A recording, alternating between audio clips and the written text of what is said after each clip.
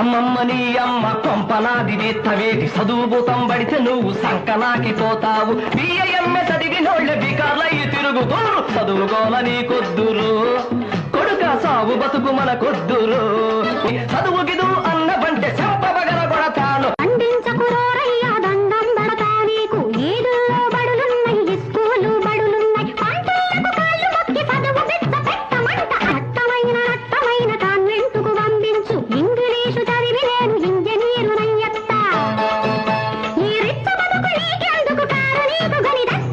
చదువులు చదువుకొని పట్టాని పట్టుకొని మధ్యవర్తి మంత్రికి లంచాలు కట్టుకొని ఆ దొరకని పనులకు ఆ ఫీజులు